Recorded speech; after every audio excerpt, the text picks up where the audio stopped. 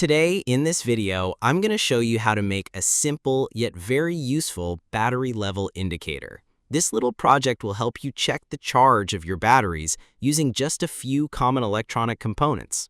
First, I have a small piece of copper wire. This will act as the base for our connections. I'll apply a small amount of solder in 4 different points, equally spaced apart from each other. These points will serve as connection spots for the resistors. Next, I'll carefully take 4 220 ohm resistors, which are going to play a very important role in controlling the current that flows to each LED, ensuring they don't burn out. I'll align each resistor with the solder points I made earlier on the copper wire, keeping them equally spaced so the circuit looks clean and professional. After fixing them, I'll carefully cut off the extra pins of the resistors to keep the circuit clean and tidy.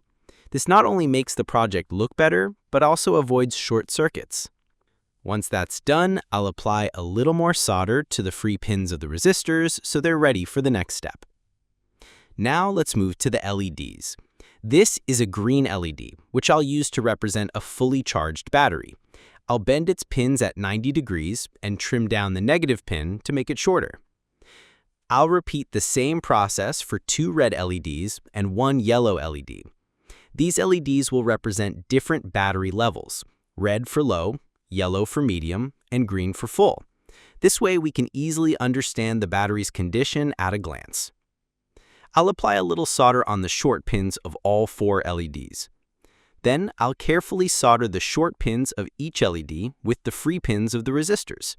This step is really important because it forms the actual connection between the LEDs and the resistors, allowing current to flow safely without damaging the LEDs.